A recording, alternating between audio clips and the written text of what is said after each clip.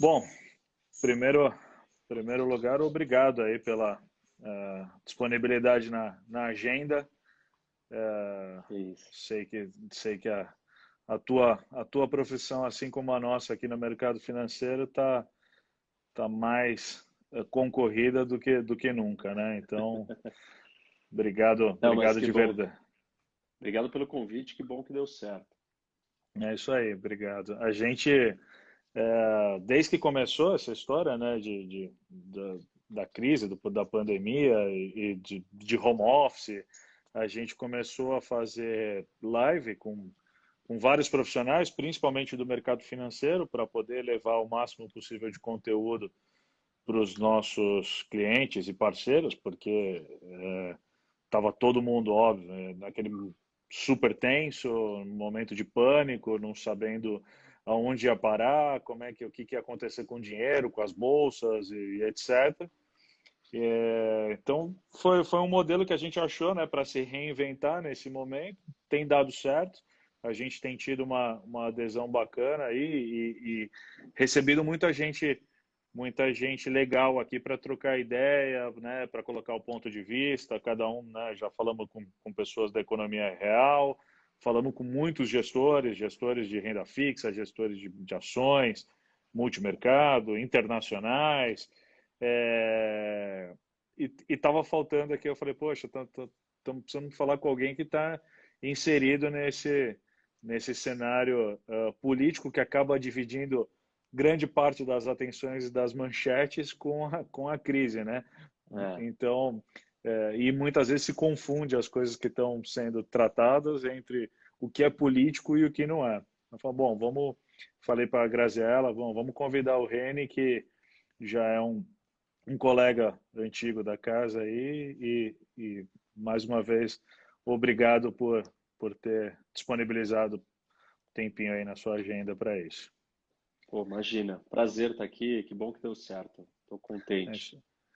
Bom, acho difícil que alguém não te conheça, mas só para reforçar, né?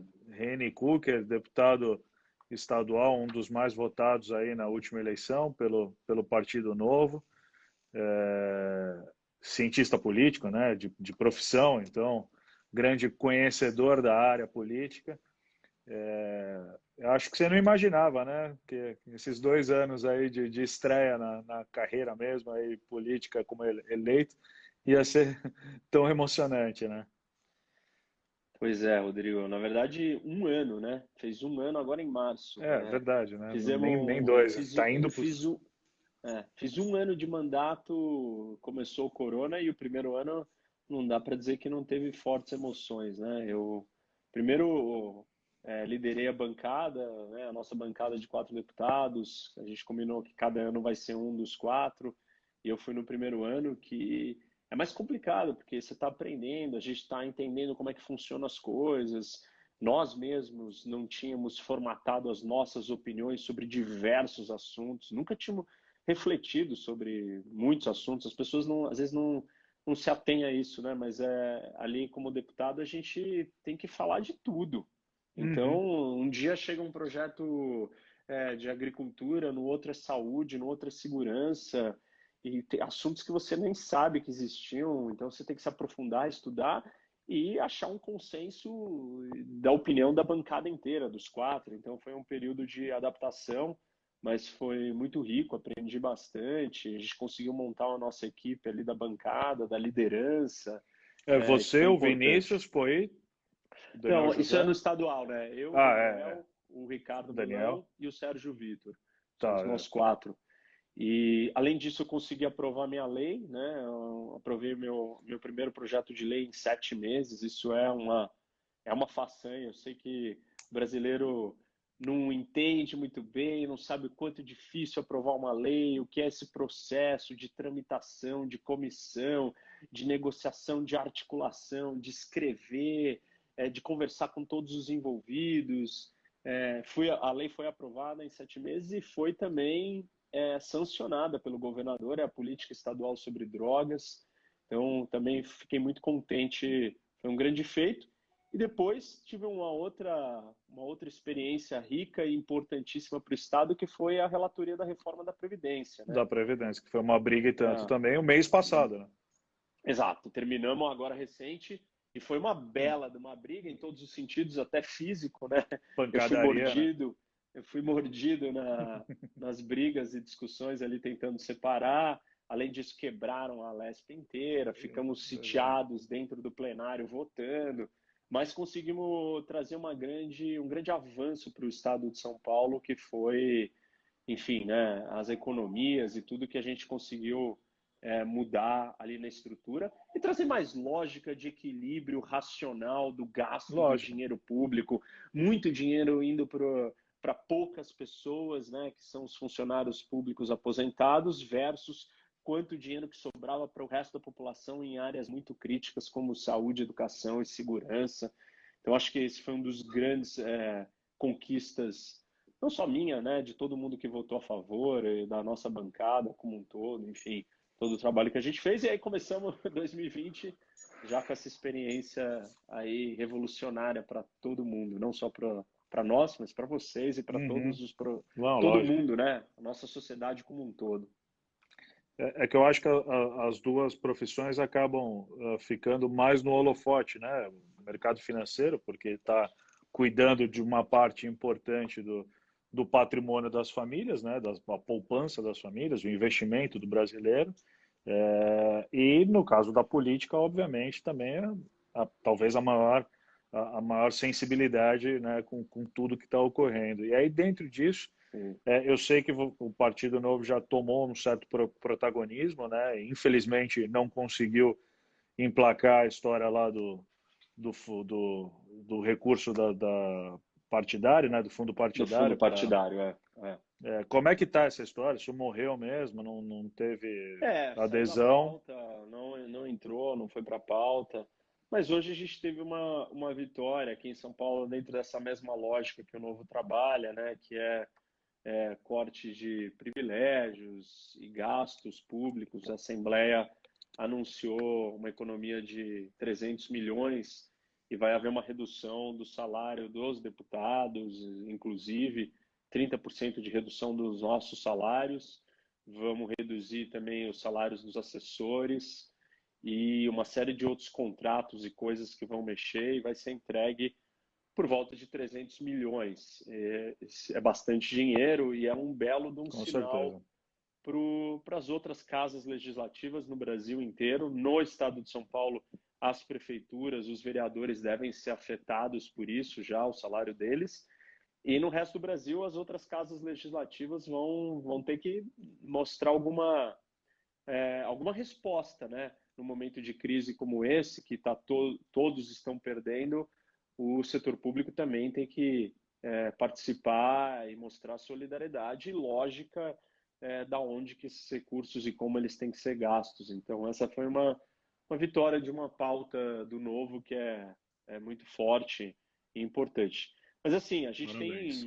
tem uma dificuldade enorme, né, com a situação econômica, vai ter, não vai ser fácil. Aqui no estado de São Paulo, estava conversando com o presidente da Invest São Paulo e ele estava me contando a quantidade de receita que se perdeu, né? Já são 18 bilhões, mais ou menos, de estimativa de ICMS, de um total de 150 bilhões. E aí temos que lembrar que os estados têm poucas fontes de receita, né? Tem um imposto comparado com a federação. Federação. Então, o estado de São Paulo vai ter um problema financeiro, porque o nosso orçamento é muito, muito assim Apertado. apertado. Você não tem muita margem, 2, 3 bilhões que tem a mais. E se já perder uma receita de 18, vai comprometer. E o risco é óbvio que os serviços básicos, porque quando você fala de gasto governamental, a grande parte do gasto é a folha de pagamento dos funcionários públicos, são os serviços básicos. Então, o que está em jogo aí é o pagamento dos salários dos serviços básicos e vai precisar de um resgate da federação, do governo federal, injetar dinheiro nos estados. E, claro, nós estamos vendo esse cenário político, essa tensão, essas disputas políticas e muitas vezes com fundo eleitoral, né, ou com objetivos eleitorais, e tudo isso é muito ruim. Um momento de crise como esse não tem nenhum cabimento a gente estar nesse tipo de discussão. A gente tem Politizando, que, né? não dá para politizar, eu tenho falado muito disso, é, politizar e polarizar. Então, são duas coisas que não vão acontecer. Existe um limite da politização política, é a discussão de ideias, mas ela virou uma discussão hoje quase que partidária, né? Ou partidária no sentido não de partido, mas do lado que você está. É esse tipo de politização que a gente não pode ter. Só tem um lado, o Brasil e o tamanho do tsunami que nós estamos enfrentando em todas as frentes, de saúde, econômica, social, segurança. Então, assim, a gente tem que estar junto, porque vai ser muito difícil vencer tudo isso. Estamos assistindo o que está acontecendo nos outros países que são ricos. Aqui, então, vai ser mais intenso. Por isso que a gente precisa estar mais do que nunca unido e trabalhando junto. Então, a necessidade dos estados de terem a ajuda federal vai ser imprescindível. E a gente precisa cobrar isso dos nossos governantes, né? A população precisa ter essa clareza da onde estão os recursos, da onde eles podem vir, como que é meu posicionamento, como que a gente vai fazer as coisas funcionarem daqui para frente. Eu acho que esses assuntos são Mas relevantes. você não acha que também, acho que eu concordo com você, acho que é extremamente relevante, mas você acha que a imprensa tem uma parcela de culpa relevante nisso, né, de incentivar e talvez dar menos visibilidade para esses fatos, né? Então, sempre tentando colocar grande parte da imprensa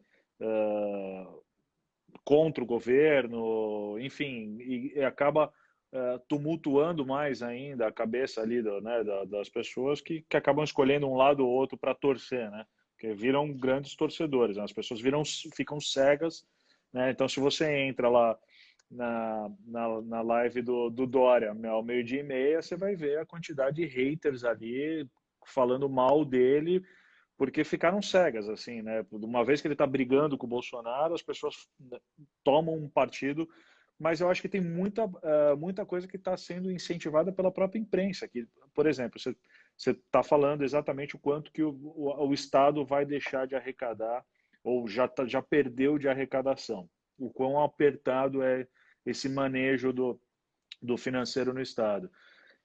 Mas a imprensa trata isso como uma briga simplesmente política de eleição entre o Dória e o Bolsonaro, né? Então, É, enfim. eu concordo que a imprensa ela é parte do problema que nós vivemos hoje. E nós temos um contexto que não é só brasileiro, ele é mundial. É um contexto do mundo pós-verdade, o mundo da fake news, o mundo da relativização, das retóricas acentuadas. Todo mundo que trabalha com seriedade dentro de imprensa fala disso, que hoje não existe mais respeito aos fatos. Eu entendo que esse é o contexto e esse é o problema. A imprensa teve parte, sim, nisso, para isso ter acontecido, né? Escolher fazer recortes específicos em certos momentos, não falar dos fatos de uma forma mais neutra e distinguir quando era o momento de opinar, porque todo mundo tem opinião e jornalismo de opinião ele é necessário, que é uma análise. Uma análise ela é Uhum, opinativa, ela pode estar sim. embasada em fatos, mas você tem que deixar claro para o seu eleitor, para o seu espectador, para o seu leitor, aquele momento você vai dar a sua opinião. Ou seja, né, você tem a parte do editorial, você tem a parte do analista e você tem a parte factual. O que eu acho que aconteceu muito aqui no Brasil e em outros lugares é que quando a imprensa vai falar do factual, ela botava filtros e lentes e com isso acelerou esse processo de questionamento do que é verdade, do que é fato. E hoje virou uma bagunça. Fato, opinião, não faz diferença nenhuma. Todo mundo acha que qualquer coisa é opinião, é isso que você acha. E não existe mais essa consciência do que é um fato. Um fato não é o que eu acho, ele existe independente de eu achar. Eu posso ter uma opinião sobre o fato, mas o fato é o fato. Então, nós se perdemos, e esse é um problema e um Uhum. fenômeno mundial, inclusive aqui no Brasil acentuado, nos Estados Unidos acentuado, é o mundo pós-verdade, né? Então, é uma pena. Agora, para sair disso, a gente precisa ter informação também. Então, nós precisamos restabelecer algumas regras básicas. O que é fato e o que é opinião. E ter Sim. conversas distintas e claras sobre isso. Eu acho que a imprensa ela se acostumou a viver daquilo que dá audiência, né? E aí, eu não sei, essa discussão ela existe no Brasil. É culpa da, né, sei lá, por exemplo, as pessoas falam muito, é culpa da Globo que só mostra ou oferece a novela. Mas aí eu pergunto assim, será que também se a Globo não oferecesse novela e só passasse documentários, a Ia grande maioria ter, dos brasileiros ia gostar e assistir aquilo? Então, tem uma provavelmente não. discussão filosófica interessante do quem é o culpado, o que vem antes. É a nossa cultura? É a falta de educação, a Educação. falta de informação? E não educação como sala de aula, mas educação como cultura, como Uhum. princípios, valores. Isso sim afeta o que dá audiência. E aí, então, precisa ver o que a gente está buscando, né? Cada pessoa que puder refletir, falar: o que você quer? Você quer ouvir um negócio mais sensacionalista, mais chocante, mais emocionante? Ou você quer ouvir uma discussão profunda, real, difícil, complexa, que não tem uma saída fácil? Essa crise que nós estamos passando da pandemia, ela é assim. E ela não é assim porque alguém quer, ela é assim porque está sendo para o mundo inteiro desse jeito. E é muito difícil das pessoas aceitarem isso, uma vez que elas estão acostumadas sempre com, né, visões parciais da realidade e mais utópicas ou idealizadas. O, entrando, né, não sei o quanto você pode falar, mas o quanto você também tem de informação, mas do que você está acompanhando dentro do governo do Estado de São Paulo, a tua impressão sobre a condução em relação, né, às medidas adotadas para conter a pandemia aqui no Estado, como é que está a evolução disso, se você está sentindo que, né, o trabalho que está sendo feito tá dentro do esperado, dentro do planejado. Olha, eu acho assim, Rodrigo, a gente tem que olhar para os dados que a gente tem. Ninguém, dificilmente alguém vai tirar da cartola uma solução mágica. E aí todo mundo, não, tem país que não fez assim, tem país que fez isolamento horizontal. Pô, assim, de verdade, eu sei que as pessoas estão se cansando, não querem mais ver notícia, não tem saco para ouvir sobre isso. O meu trabalho é isso. Eu sou Uhum. professor, eu sou um acadêmico também, e eu gosto de estudar.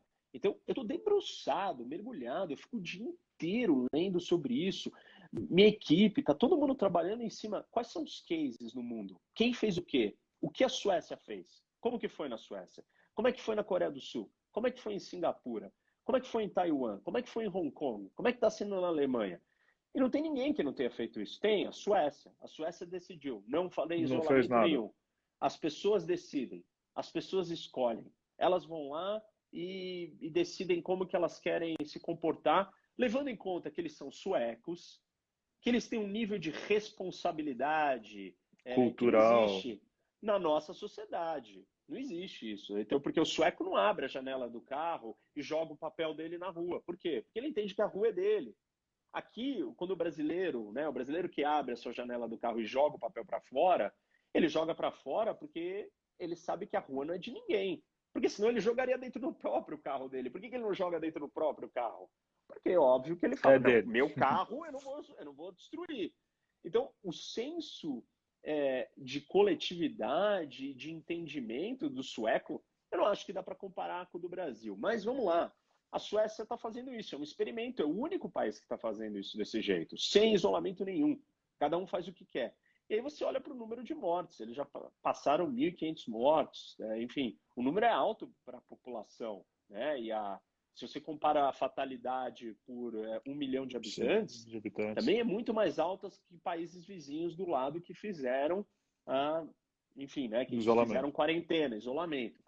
Então, eu não vejo uma saída. Assim, até aqueles que eram mais resistentes, como o Trump, e assim, numa posição ideológica à direita, né? Porque essa discussão ela virou misturada com ideologia. Eu não sei Uhum. como e nem sei por É, quê e da onde que essas conexões foram feitas. Mas, ok, vamos pegar esses cases, então. Vamos pegar os caras mais à direita. Olha o Trump, olha a resposta que ele deu. Ele fechou o país, não teve essa. Olha o Netanyahu em Israel, que é um outro modelo que todo mundo olha, é um cara super firme, duro, com segurança. Ele não só fechou o país, como se você chegava de outro país, você era colocado em quarentena em Israel. Eu tinha uma viagem marcada, era uma comissão de vários deputados que iriam para Israel. A gente não foi, porque a gente ficou com medo de ser preso em Israel e ficar em quarentena em Israel. E não só isso, o Netanyahu pegou e colocou o Mossad, o serviço secreto israelense, para fazer o quê? Virou e falou assim: olha, sua missão agora, esquece, nós estamos numa guerra, isso daqui é uma sala de guerra, montaram uma sala de controle, de comando, e colocou o Mossad, o serviço de inteligência israelense, para encontrar respiradores, testes e equipamentos pelo mundo. Essa é a sua missão, porque ele entendeu a gravidade do problema. Então, eu não sei quem é que não fez isso. Então, aqueles que não concordam, que não querem que tenha isolamento, ou aí falam, não, tem que ter isolamento vertical. Isso virou um mantra. O que é isolamento vertical? Isolamento vertical precisa do quê? De teste, né? monitoramento, teste, rastreamento e fiscalização. Ó, Tudo que eu não dá tenho para fazer aqui. tudo que nós não temos os equipamentos, não temos os meios, e quando a gente começa a fazer alguma coisa, as pessoas ficam muito incomodadas. Não, e Vou dar algum. os dois estados, São Paulo e Rio de Janeiro, têm uma periferia absurda, gigante, que a gente sabe que nem mal está em quarentena. Imagina ter que rastrear e monitorar todas essas pessoas, né? Assim, a gente tem dados aqui no estado que eles não podem ser ignorados. Eu não sei se as pessoas sabem disso. 80% quase dos idosos no estado de São Paulo, que é um grupo de risco, mora com alguém, não mora sozinho. Então, como é que você vai fazer isso? Como é que você vai isolá-los se você não isolar as pessoas que moram com ele também, com eles? Ah, não, aí eu já escutei as ideias do seguinte: pega as pessoas e coloca elas nos hotéis que estão ociosos. Quantos quartos de hotel tem no estado de São Paulo e qual a população de idosos? São mais de 7 milhões de idosos versus 200 mil quartos. Assim, onde vai aparecer os outros lugares para colocar essas pessoas? Partindo do pressuposto que você consegue obrigar essas pessoas a saírem das suas casas. Então, tem limites para ideias. Não adianta falar assim, não, faz isolamento vertical. Mas como? O que precisa? Como que os outros países fizeram? Eu sei exatamente o que a Coreia do Sul fez, eu sei exatamente o que Hong Kong fez, eu sei exatamente o que está sendo feito em Singapura. Eles estão usando aplicativos de rastreamento de contato, de alta perda de privacidade, aonde, assim, usar isso no Brasil está fora de cogitação. Não estou nem sugerindo que a gente deva, mas nós temos que entender. Quem quer um isolamento diferente tem que estar disposto a aceitar medidas diferentes. Porque ninguém fez isso simplesmente falando, olha, grupos X ou Y fiquem em casa que está tudo certo. Não tem como fiscalizar. O brasileiro não segue as coisas do jeito que tem que seguir. Então nós vamos ter uma complicação, não vai ser simples. A medida é essa. Tá dando certo, tem consequências econômicas, óbvio que tem, mas está tendo no mundo inteiro. Inclusive, eu estava lendo há pouco agora, na Suécia, que não fizeram o isolamento, e como que está a economia na Suécia? Está horrível, está péssima. Por quê? Hoje a economia é globalizada. É Então, globalizado, não tem como. todos os Exportador. mercados do mundo, e você diz isso melhor, estão derretendo. A Bolsa no Brasil não vai derreter, porque a Uhum. economia brasileira está aberta, funcionando. Isso que nós não estamos em completo lockdown. Não, essa O palavra sistema nem se aplica aqui, né? É isso, as isolamento pessoas social, é falam as distanciamento, coisas né? de um jeito solto.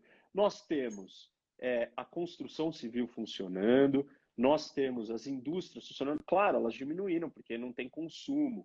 Então você tem vários setores muito afetados. E eu entendo a gravidade disso, mas assim, essa doença ela apareceu. E aí nós podemos discutir as responsabilizações que terão que ter futuro. Eu acho que esse é um tema preocupante. Não é a hora de falar disso porque nós estamos no meio da crise, mas eventualmente nós precisamos lidar com aqueles países que têm que ser mais responsabilizados por isso, e aí eu me refiro diretamente ao governo chinês e pelas suas políticas sanitárias. Não que eu não tô falando de teoria da conspiração, que eles Não, construíram uma não. arma biológica, eu estou Não, falando que de isso foi política criado sanitária. que isso foi criado em laboratório, enfim, isso daí eu acho que é uma grande teoria da conspiração, mas Não importa, tem uma política que esconderam, sanitária. não, Isso. e que de alguma forma esconderam, encobriram isso durante mais de 30 dias, onde o mundo poderia ter se preparado, né? Eles mesmos poderiam ter se preparado, porque eles se esconderam deles mesmos, né? Pelos fatos assim, eles demoraram É, a assumir que tinha um problema de fato, né? assim, tem uma coisa que hoje as pessoas falam, não é hora de falar disso. Tem uma parte que é hora sim. Por quê? Porque se hoje nós tivermos pessoas morrendo, muitas pessoas morrendo na China, a política de todos os outros países vai ter que mudar. Se você não sabe a verdade do que está acontecendo na China hoje, você não consegue lidar com o problema.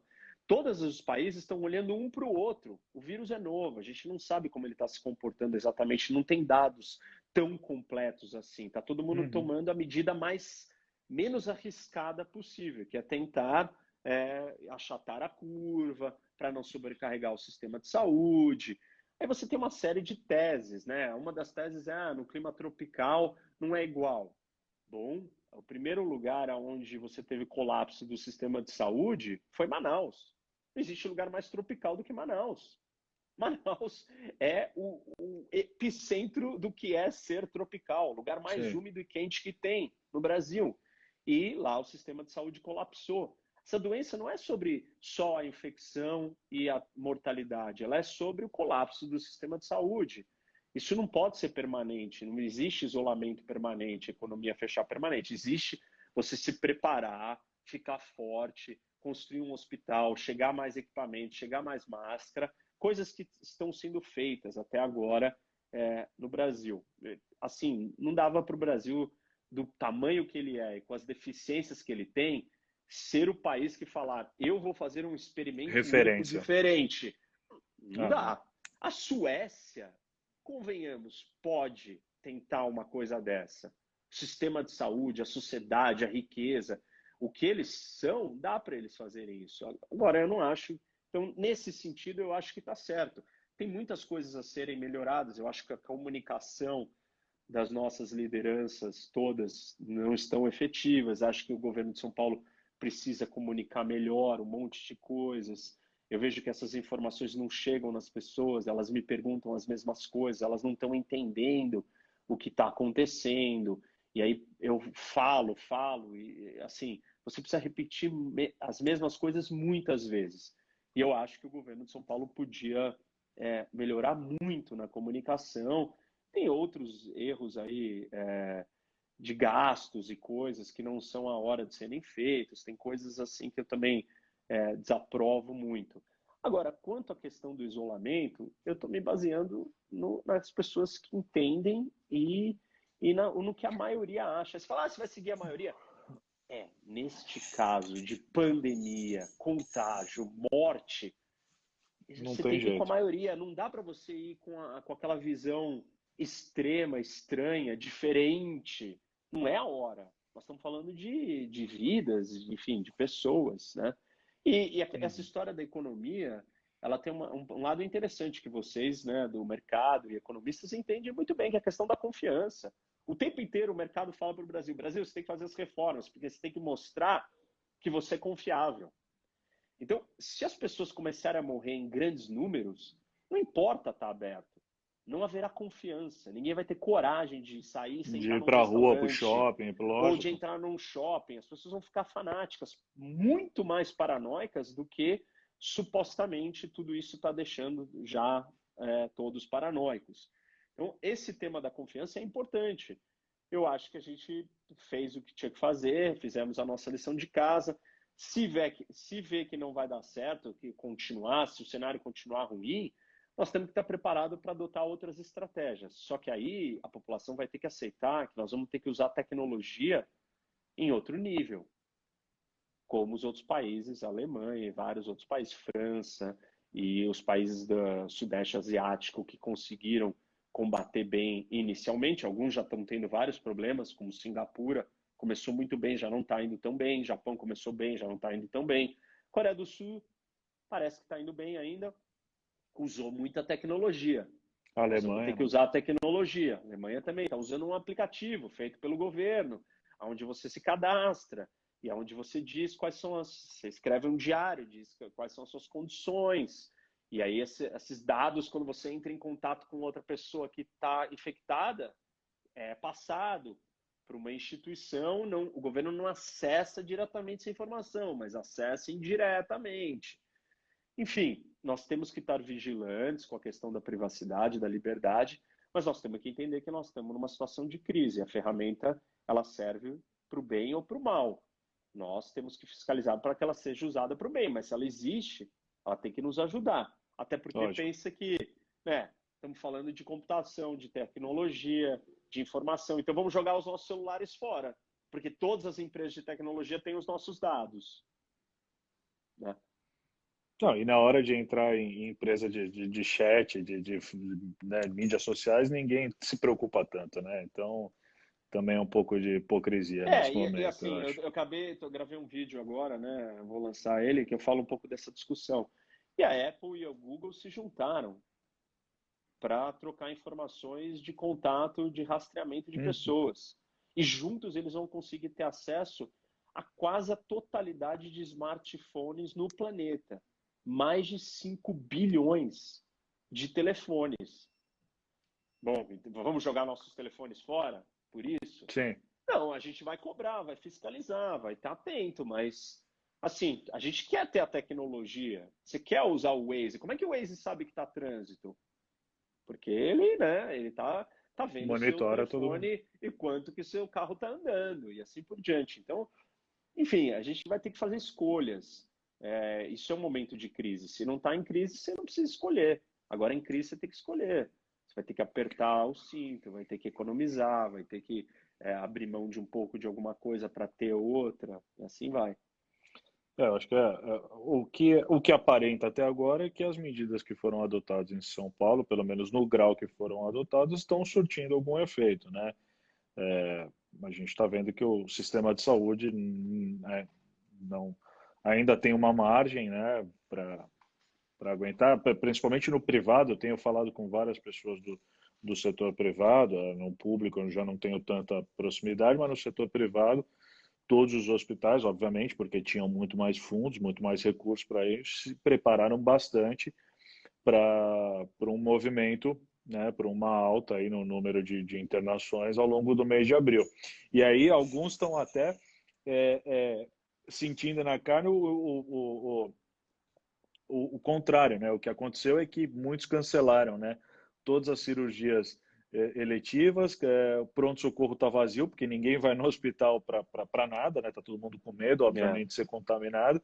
Então, a ocupação dos hospitais privados está em 40%, 45%. Eu sei que, obviamente, no Sistema Único de Saúde não é essa a realidade, mas aparenta que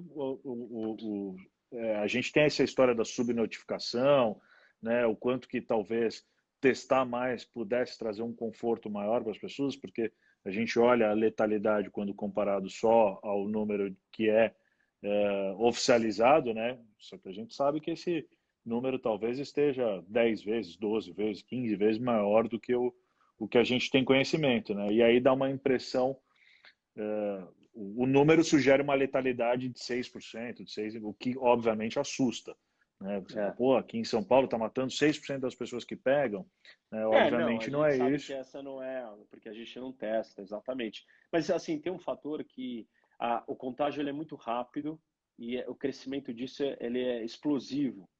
Então, assim, pode estar tudo em ordem, só que, de repente, muitas pessoas podem contagiar muitas outras muito rápido. E de um dia para o outro, de uma semana para outra, você perde o controle do sistema de saúde. Então a gente tem que levar em consideração isso também. Olha o que está acontecendo nos Estados Unidos, né? Enfim, a gente não tem todas as informações, nada é tão preciso assim, mas tem um bom senso e quando você está lidando com análise de risco, e eu dei aula sobre isso, risco político internacional. E quando você fala de risco, você tem que lidar com a probabilidade e o impacto. Se a Uhum. probabilidade for muito baixa, mas de um impacto muito grande, o que você faz? Você vai agir ou vai se posicionar do lado safe, do lado seguro. E é isso que está sendo adotado assim em todos os lugares do mundo. É você ir para o lado mais seguro. Já sabemos que países vão sofrer mais que outros, e o Brasil particularmente. Por isso que a gente precisa da ajuda do governo agora, do governo central. A gente precisa de dinheiro, precisa chegar esses recursos nas pessoas, precisa ter salvamento nas empresas, precisa ter um enxugamento da máquina, a gente precisa fazer as grandes reformas. Vai ser uma excelente oportunidade para o Brasil, que vai sair disso endividado, e para conseguir gerenciar essa dívida de uma forma saudável, nós precisamos mostrar que somos confiáveis, que faz sentido, que nós fizemos a nossa lição de casa. E para fazer isso, nós vamos precisar fazer as grandes reformas do Brasil. Eu só espero que o Brasil decida seguir o caminho da coerência, da lógica, da razão, e não o caminho do populismo, o caminho da resposta fácil. Então, nós precisamos, e seria uma ótima oportunidade para fazermos as grandes reformas do Brasil. Uhum. Tributária, administrativa, enfim, até a política. Temos que mexer e organizar a casa, limpar, entendeu? Está na hora de fazer isso. Se modernizar, enxugar, tirar as coisas desnecessárias. Nós começamos a fazer isso aqui no estado de São Paulo. Privatizamos, desestatizamos algumas coisas, né? O ginásio do AMB. Como que um estado, uma cidade de São Paulo tem coisas como autódromo, ginásio? Não tem por que ter isso. Falta escola, falta Privado, né? viatura, falta posto de saúde, falta tudo. A gente já sabe. Não gasta um centavo com essas coisas. Não tem por que ter isso. Não tem cabimento. Começamos a fazer isso, mas o Brasil vai ter que fazer isso numa escala gigantesca agora, porque nós vamos ter muito gasto e vamos ter que ajudar muita gente. Essa é a saída. O mundo inteiro vai fazer isso. Claro, os países ricos podem fazer isso com mais facilidade. O Brasil, então, vai ter que aprender na marra o que ele nunca conseguiu fazer, que se tornar uma coisa funcional. O Estado brasileiro ele não é funcional. O que eu quero dizer com isso? Todo mundo paga muito imposto, não recebe nada, tudo vai para o ralo, nada é bom. Não, a educação não é boa, a saúde não é boa, a segurança não é boa, nada é bom, você paga um monte de imposto. Quem pode paga duas vezes, porque paga privado. Quem não pode está abandonado, e nada disso está servindo para nada, porque a gente não está conseguindo entregar nenhum nem outro. Então agora é a hora da gente fazer essas reformas e elas virem. Só que nós temos que estar muito atento, e isso não cabe só a eu, você, mas a população, todo mundo tem que estar participando e perceber. Eu não posso escolher o caminho fácil, eu não posso escolher o caminho populista. O populismo ele te dá uma resposta rasa e fala assim: você quer isso? E te oferece uma solução que ela é quase que mágica. Não tem como você falar não. E a tentação e o apelo populista vai ser muito grande. Eu vou até fazer É, uma live a sábado sobre população isso. gosta, né? Gosta, infelizmente. E no nosso histórico na América Latina e no Brasil, é um histórico populista. E uma das minhas leituras e tendências mundiais é que o populismo vai crescer. Infelizmente, não só no Brasil, mas no mundo todo. A América Sábado eu vou. Latina, a América Latina vive num ciclo, né? Os países vão para a esquerda, saem todos juntos, passam por ditaduras, direita, voltam, fizeram o mesmo Isso. movimento pela esquerda, que agora está falindo, e estão A voltando para a gente, direita, né? Não a tem. gente teve movimentos populistas na América Latina, o que a gente chama de populismo clássico, depois de 1930, 40 em Ah, diante, surgimento de Perons na Argentina. Depois nós tivemos populismos neoliberais, ou seja, com abertura de mercado, Collor, né? Vamos abrir o Brasil, tal, mas populistas. E depois nós tivemos uma guinada para um populismo radical à esquerda, trazendo de volta o discurso utópico da esquerda. E agora parece que nós estamos caminhando de novo para um outro populismo com uma outra vertente, um outro viés, mas não deixa de ser populismo. Então, eu vou falar lógico. mais disso numa live sábado agora, às 5 da tarde. Então, também quem já estiver escutando a gente, quiser seguir um projeto de política, ensinar política para as pessoas, que chama Política Fácil, E sábado falarei sobre populismo, a história do populismo, o que é populismo, como funciona, quais são as ferramentas e promessas do populismo, é uma ideologia, não é? É uma estratégia política, para que serve? Vou falar um pouco disso. Mas, enfim, esse Boa. era o meu comentário sobre esse tema. Não, boa. Fica anotado aqui.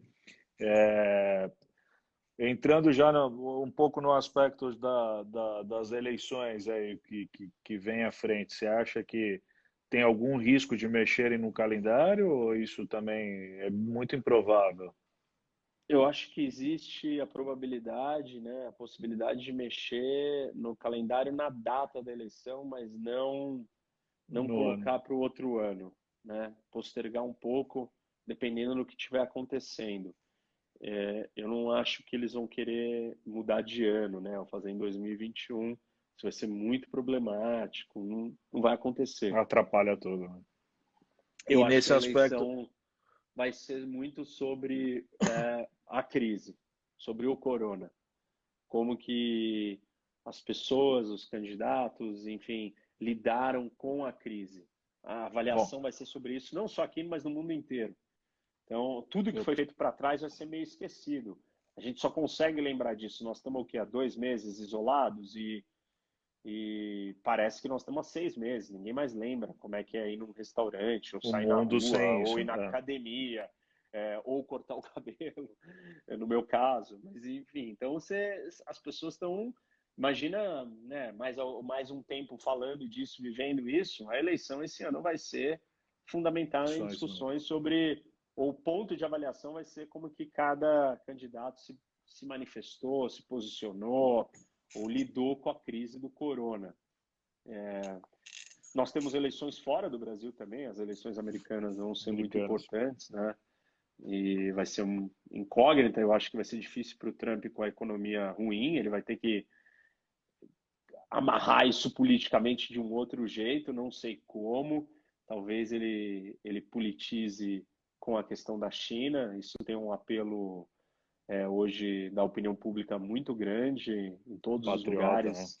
É, assim, até mais uma, não só patriota, mas uma questão até mesmo de justiça, assim, sabe? Acho que as pessoas estão muito incomodadas com essa postura do governo chinês.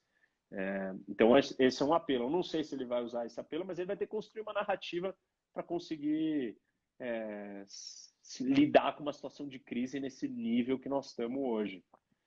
O que ele vai estar, né, em novembro, quando vão ser as eleições americanas.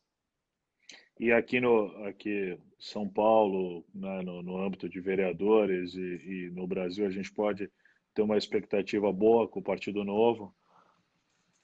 Sem dúvida, eu acho que o novo ele vai ter espaço aqui em São Paulo, né?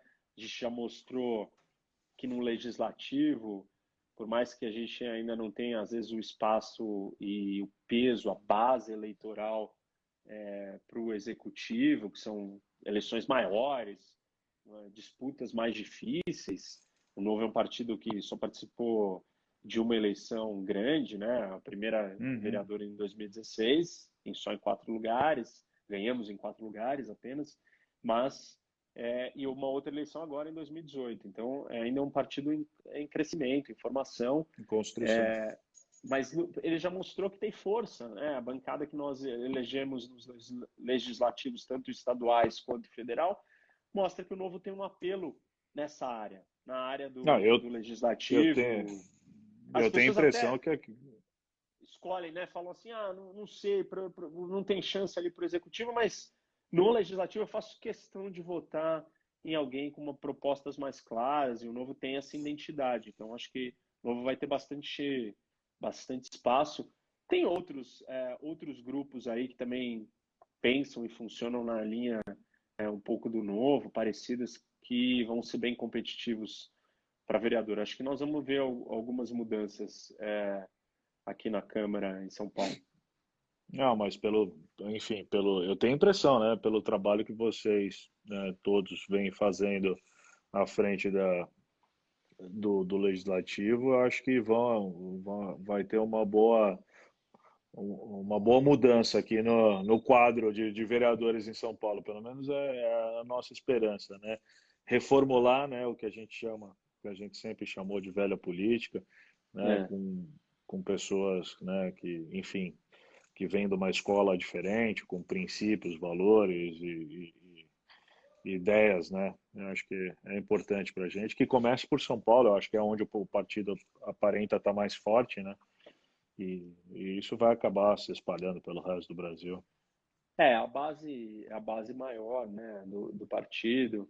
É, infelizmente ainda não deu para a gente ter muitos candidatos em outras cidades, em outros locais, que seria importante, mas o partido ainda está crescendo, ele quer fazer isso de uma forma mais estruturada, sólida. Eu entendo esse argumento.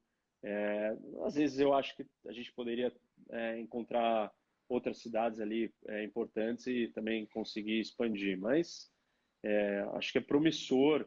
Vai ser um pouco difícil, vai ser uma campanha diferente, uma campanha curta, com poucos recursos, né? As pessoas estão sem dinheiro, talvez a ideia do fundo partidário, vamos ver se ela vai fazer diferença.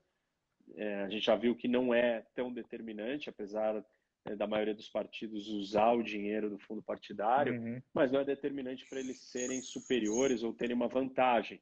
Mas eu acho que nessa eleição vai ter menos dinheiro ainda, vai ser uma eleição mais curta, menos tempo de campanha, mais difícil de fazer campanha, porque tá todo mundo já ficando de saco cheio de lives e tá o dia inteiro no telefone e ninguém tem contato, né? Então não sei se as pessoas vão estar, não sei qual vai ser o humor para ouvir de política, como que vai estar. Mas acho que a vontade de renovação ela ainda está presente na É, sociedade brasileira. eu tenho a impressão que com menos recursos, menos espaço, políticos como vocês deveriam levar mais vantagem, né? Acho que a turma que lida muito com dinheiro, com corpo a corpo, né? Que se tem dinheiro para gastar, se tem como ficar fazendo, né? O corpo a corpo, talvez numa eleição normal levaria mais vantagem, mas tomara que isso não seja realidade aí para que a gente possa ter esse quadro modificado cada vez mais aí para algo bacana como o que vocês, né? Reforço aqui os parabéns, né? Você, Daniel, o Vinícius, porque acompanho direto e sei que estão subindo muito o sarrafo aí para a turma da velha política. Você acha que com essa questão municipal, com as eleições municipais, enfim, vai ter espaço para a gente voltar a falar de reformas se a crise né, sanitária se resolver e você acha que esse ano ainda tem algum espaço para a gente Acho ter que alguma tem, expectativa? acho que não tem saída, não tem alternativa, Rodrigo, porque nós vamos estar endividados, né? O Brasil vai estar endividado, as pessoas vão estar endividadas, e para a gente não deixar os juros altos, para a gente não cair numa situação de inflação ou todos os outros problemas econômicos que nós já vivemos, a gente precisa arrumar recursos. E esses recursos vão vir de economias, de enxugar a máquina, ficar mais saudável. A gente tem que estar mais forte para aguentar essa retomada e recuperação. É uma grande oportunidade. O meu temor é o populismo, né? A polarização está crescendo, as pessoas estão irritadas, elas estão sofrendo, elas estão dentro de casa, elas não aguentam mais, elas estão impacientes. Então, tudo isso tá mexendo e está fazendo as pessoas terem respostas muito, muito ruins. E isso quem acaba ganhando é só essa polarização e esse populismo. E nós não vamos sair desse jeito. Nós precisamos agora ter uma conversa séria sobre as reformas. Precisa todo mundo concordar o que tem que ser feito, ela precisa ser negociada. Isso que é política. Essa é uma parte que eu tenho tanta dificuldade, porque o político no Brasil ele tem uma imagem tão ruim, né? E a percepção de política do brasileiro é tão ruim. O brasileiro ele não faz distinção entre politicagem e política, ele não faz Uhum. distinção entre corrupção e negociação. Para o brasileiro falar que você negociou com o PT, ou Político. com o PSOL, ou com o PSDB, ou com o DEM, É crime. nossa, você é um bandido, então.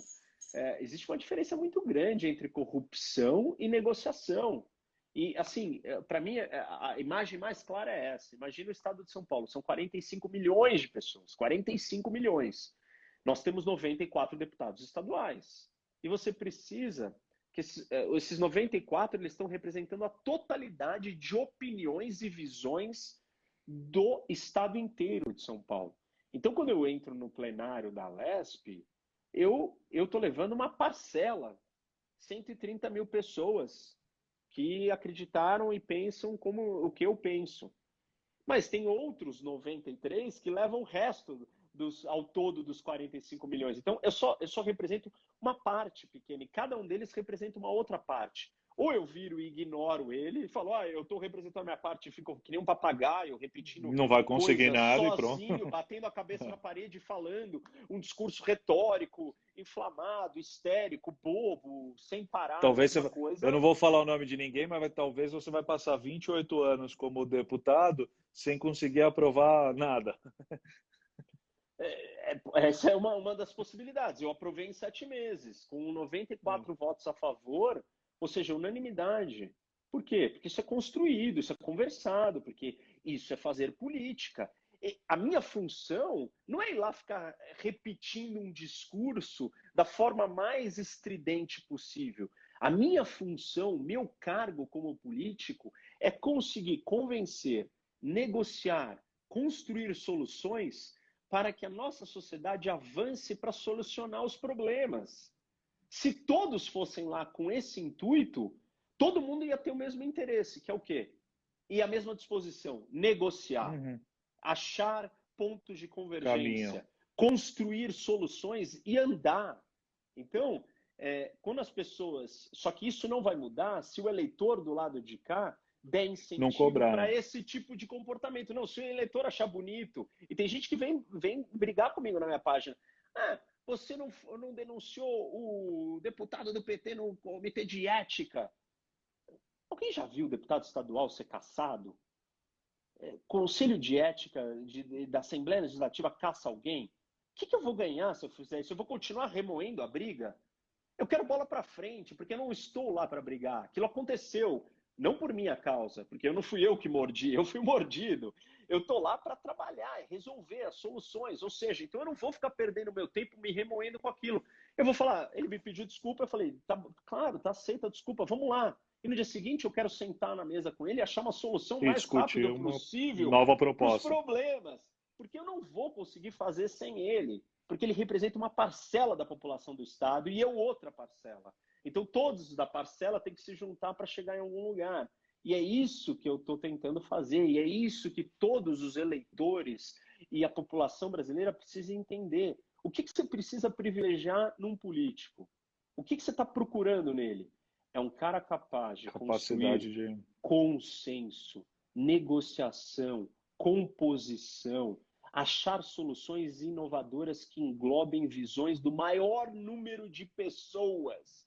Isso Aglutinar, né? significa, isso significa que eu jamais vou conseguir fazer tudo do jeito que eu quero. Ou seja, eu terei sim que negociar as minhas coisas para andar alguma coisa. Aí você fala, mas você se vendeu. Não, eu não me vendi, eu simplesmente moro num país que ele é diverso, existe pluralidade de opiniões. Ou eu implemento uma ditadura, imponho a minha visão, ou eu vou viver em um lugar onde todo mundo é igual. Talvez numa Suécia, onde é super homogêneo. O Brasil não é homogêneo, o Brasil é gigantesco. As pessoas têm milhões de opiniões diversas. Então, cabe a nós olhar e exigir ou esperar e ter como expectativa e estimular no político o quê? Algo que seja condizente com a função.